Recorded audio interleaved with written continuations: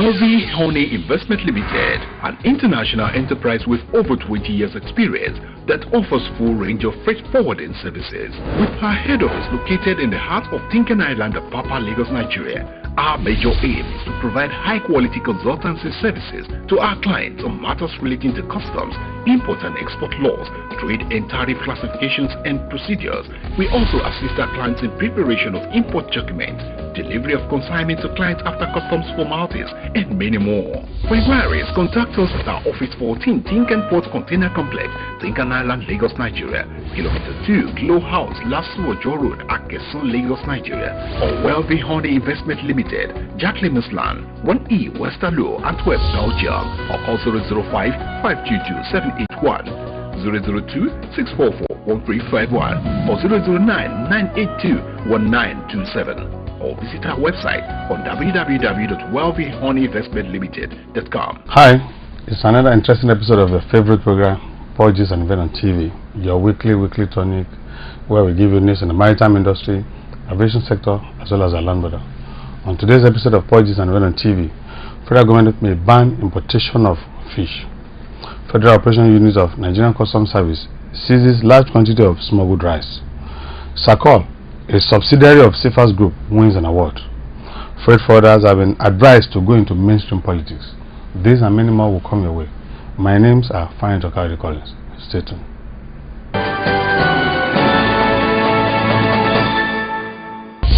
Oh yes, this is Stars Maritime Academy, our foremost private maritime institute running courses in marine engineering, marine electrical, nautical science, as well as shipping management. Our auxiliary courses are workshop technology for 3 months, mandatory course for 1 to 2 months, ship familiarization for 3 months, as well as sea training for 3 months. At Stars Maritime Academy, we groom future professionals in maritime operations with our mechanical workshop, electrical electronics workshop, welding and fabrication workshop, updated library, computer room, sick bay, conference hall, chat room, spacious parade ground, as well as serene environment on over 7 acres of land. Admission is on now into Voyage 1, Voyage 2 and 3, as well as Voyage 4. For further inquiries, contact the registrar, Stars Maritime Academy, along Ayobo Ota Road, Itilogun State. Telephone 005-621-2451, 006-150-9740, or 01730-0463, or 01-891-3549. You can visit our website on www.starsmaritime.com or email us on info@starsmaritime.com. Stars Maritime Academy, a rising star in maritime professionalism.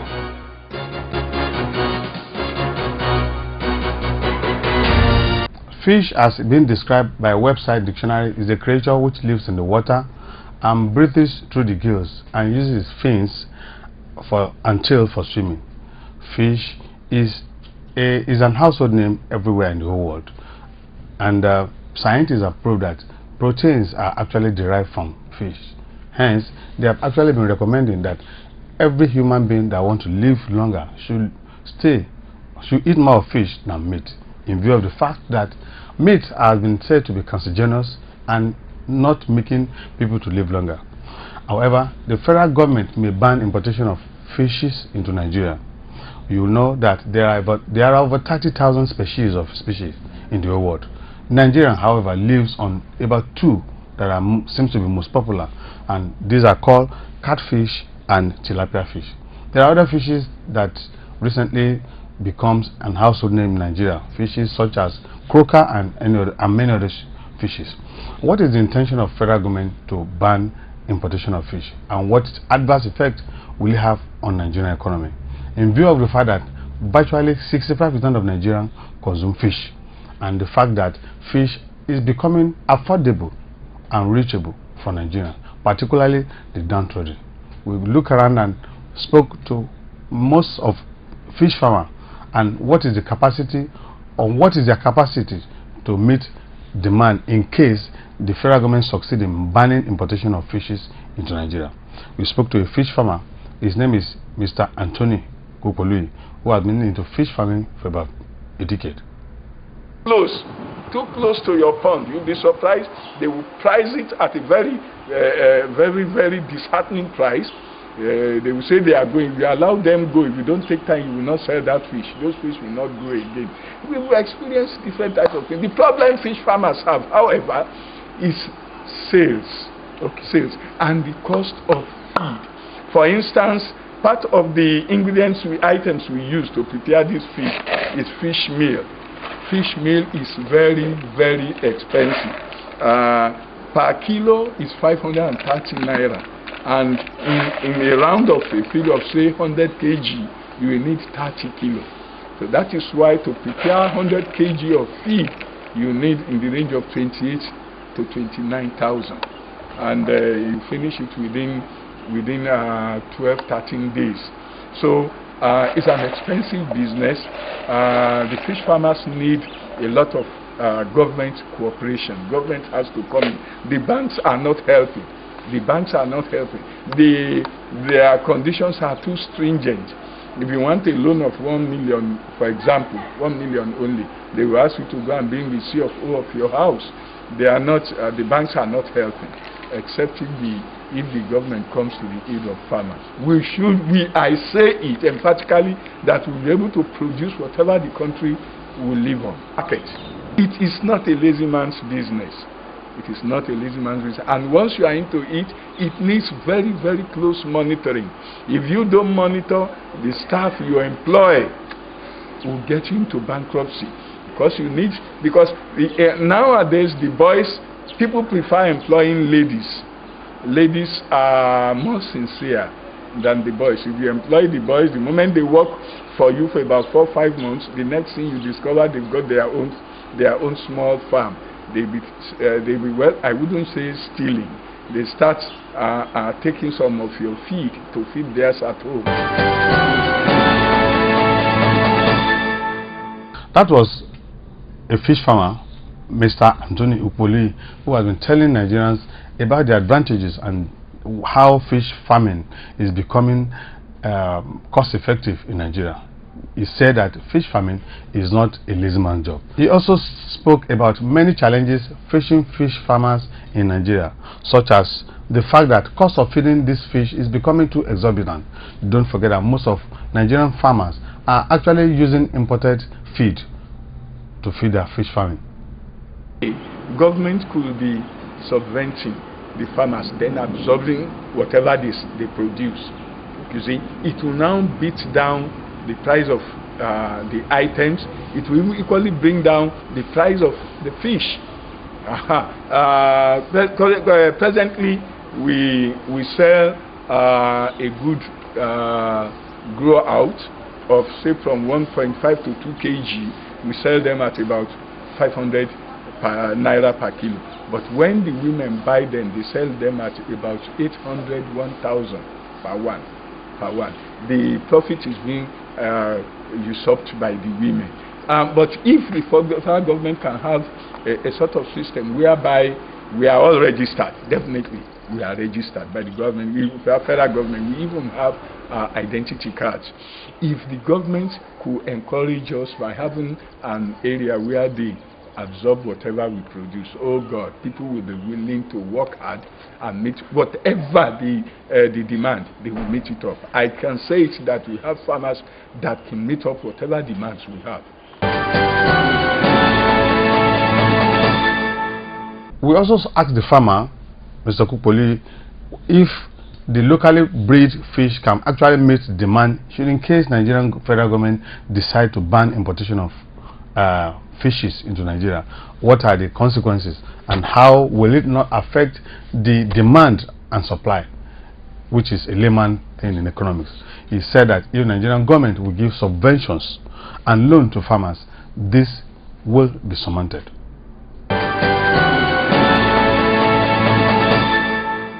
From PORTGIST and on TV, we want to advise the federal government to critically look inward before the issue of fish banning is actually endorsed. Don't forget that the issue of banning of rice is becoming another story in Nigeria. We did mention that if rice as a staple food is banned, there's every likelihood that the rate of smuggling will increase. We've also been witnessing that the rate of smuggling of rice has increased tremendously in a geometric progression in the last 2 months. Hence, we want federal government to be decisive and listen to Nigerians by looking critically before fish is banned. And what category of fishes government have, what categories do they have the intention of banning, in view of the fact that we did mention that there are over 30,000 species of fish.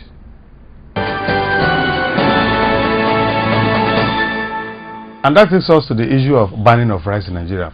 We did mention a few months back, precisely about 6 months ago, when federal government intended to ban importation of rice. We said that there is likelihood that the smuggling rate of rice will increase. The Federal Operations Unit of Nigerian Customs Service has made large seizure of smuggled rice into the country. This seizure was made at Agbara Axis, and the men of FOU were actually up and doing by ensuring that these big quantities did not enter into Nigerian market. The whole strategy that is not actually alien because it's being reincorporated, it's being reinforced by the new CGC. I would call it rather than community policing, community customs, and synergy with all other security agents. We realize that we can't do it alone, and with that realization, the CGC gave us the go ahead to make sure that at any given point we should get close to the community, work in synergy with all other security agents, so that at the end of the day, most of our operations are heat free. That is the basic principle behind our successful operation of reset. From the point of collecting information to the point of affecting decision, the truth is everybody seems to be carried along. Carried along in the sense that we don't see the job as an exclusive job of Nigerian Customs Service. We see it as a collective job by all Nigerians to serve the country. And so we make sure that every stakeholder are carried along. That is the basic principle, the basic logic, the basic idea beyond all our operations. Let us come back to the, what do you call it, community relationship. I took over about 5 to 6 months. The first time I reported a swimming machine carrying rice. In a day, they can carry a complete trailer. I was mad. That's why I started. I wanted to see what verify. The area commander, Otto, it's a very good friend of mine now. Otto, very good friend of mine. All the police DPOs, go and ask them. They know me very well. The two gentlemen are Chief Superintendent of Customs CSC Yusuf Eme and Chief Superintendent of Customs Abubakar H, who actually been talking about the assistance the various communities have been giving to men of FOU, and who said there's not like community customs operations. If community policing is working, then community customs operation too is working, meaning that there's a synergy now between Nigerian Customs Service and most of our community where which have border porous with Nigeria. And we also want to give kudos to the controller of customs in charge of FOU, Controller Issa Nuhu. We want to say more grace to Ebo, since he has actually mounted his leadership as the administrator in that command, that is the FOU. We have actually been seeing various confiscation of smuggled items into our country, and which is going to help Nigerian economy. And we want to say kudos to you, sir, and also advise that most of the policies that government are actually implementing, Nigerian Customs Service must be brought into limelight, so that the issue of community policing should go beyond just confiscation of smuggled items into Nigeria. Nigerian free forwarders have been advised to go into mainstream politics, in view of the fact that many associations in the maritime industry, vis-a-vis Association of Nigerian Licensed Customs Agents, National Association of Government Approved Freight Forwarders, RF, and many other associations are political oriented associations. The founder of NAGAF and the national chairman of New Nigerian Party, who happens to be a freight forwarder, Dr. Boniface Anebonam has advised licensed custom agents and freight forwarders to go into mainstream politics. Don't complain when you produce bad leaders. Hence, he has advised that every freight forwarder should ensure that they participate in their local politics. To create a high level of awareness among freight forwarders. Some of us have done so much in the area of public policy advocacy on matters of international trade, and you will be surprised that some of these documents are just kept under the table, whereas we are speaking from a very, very strategic position, with an informed position. The roadmap to changing these intentions is for us to participate. Therefore, the role I have to play is what I'm doing now. To sustain a political party so that you will not want to complain that you don't have that kind of money to go and compare to some other political party. But it has to do with your popularity. So, to shorten this discussion, what I have tried to say to you people, those from Anambra State, if we want to change our state, we have to participate. Local government election is coming in Anambra State. You have the opportunity to go back to your local government and contest election. Some of you are so popular in the village, wherever you come from. And if you sit down here and keep complaining about wrong administrations or maladministrations, whatever name you give it, will not help any matter.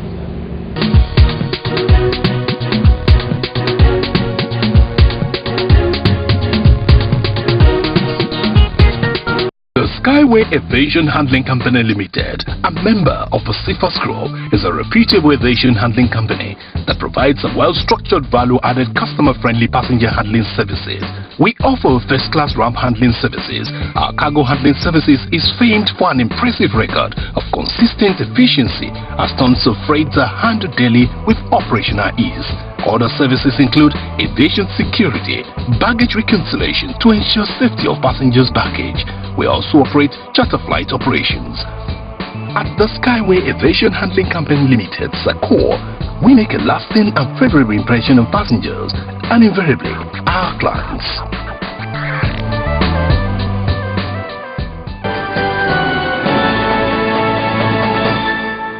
Skyway Aviation Handling Company, called SACOL, is a subsidiary of CIFAS Group of Company. Don't forget that SACOL is one of the handling company which deals with ground handling services at our Muritala Mohammed International Airport. And SACOL is actually everywhere in the country. Recently, the League of Airport Aviation Correspondents has actually deemed it fit to appreciate SACOL by giving her award as the most proactive and customer-friendly ground handling service operator in Nigeria. We spoke to the head of corporate communication, Mr. Basil Agbarume. We are very fortunate to have the CIFAS Group as the investors in SACOL. I can speak categorically that there's been massive investment into the new SACOL, is Skyway Aviation Handling Company Limited. This is the takeover by CIFAS Group, and it's as a result of those investments that we are seeing some of the things that we are seeing. And also, you need to understand that since CIFAS Group come in, there are some decisions that they have taken that we can see today are speaking positively of the current stage that the company is in. And one of them, I can tell you, is the bringing back of the current MD and the person of Oluro Powulabi And if you know, he's a man that we can say is a tested hand in the industry. When you are talking about aviation ground handling, he is a tested hand. This is a man that had the single honor of starting what I would call the foundation of the Skyway Aviation Company Limited. That's when it was called Skyfire Aviation Company Limited. So he was the man. By the time SACO was being separated from the front street of SACO, he started the work. So he laid the foundation. And so, based on his experience, this is a man that has driven aviation in the United Kingdom, that has driven aviation in Europe, that has driven aviation in the United States of America. Don't forget, recently, precisely about a few weeks ago, we did mention that SACOL has imported Commander 30I, Commander 15I, and even Commander 40I that no company or ground handling company has actually purchased in West African sub-region. And that makes it to the fact that SACOL, an indigenous company, is doing well and is not doing bad. If you look at various handling company in Nigeria, you find out that SACOL is one of the best. From PORTGIST and even on TV, we want to say kudos to SACOL, particularly Mr. Olu Owolabi, the managing director of SACOL. And don't forget that the vice chairman of CFAS group of company, who ensures that he disburses money for SACOL to have the best equipment, is no other person than Dr. Taiwo Afolabi, MON. Dr. Afolabi, we want to say thank you, sir. You have been doing well in the CFAS, particularly Port and Cargo, CFAS subsidiary, SACOL, and many other subsidiaries of CFAS. We want to say thank you. As an indigenous entrepreneur, you have succeeded in not employing over 30,000 Nigerians, but ensuring that value-added service is given to all the services that you are rendering, whether in the seaport or at the airport. Oh yes, this is Stars Maritime Academy, our foremost private maritime institute running courses in marine engineering, marine electrical, nautical science, as well as shipping management. Our auxiliary courses are workshop technology for 3 months, mandatory course for 1 to 2 months, ship familiarization for 3 months, as well as sea training for 3 months. At Stars Maritime Academy, we groom future professionals in maritime operations with our mechanical workshop, electrical electronics workshop, welding and fabrication workshop, updated library, computer room, sick bay, conference hall, chat room, spacious parade ground, as well as serene environment on over 7 acres of land. Admission is on now into Voyage 1, Voyage 2 and 3, as well as Voyage 4. For further inquiries, contact the registrar, Stars Maritime Academy, along Ayobo Ota Road, Itelugun State. Telephone 005-621-2451, 006-150-9740, or 01730-0463, or 01-891-3549. You can visit our website on www.starsmaritime.com or email us on info@starsmaritime.com. Stars Maritime Academy, a rising star in maritime professionalism.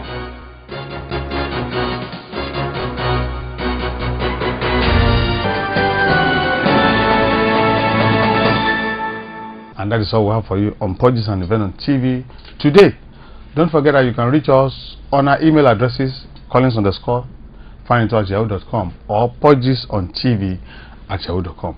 You can also watch our previous episodes on YouTube. Just click on PORTGIST and Event on TV. Until next week, stay blessed.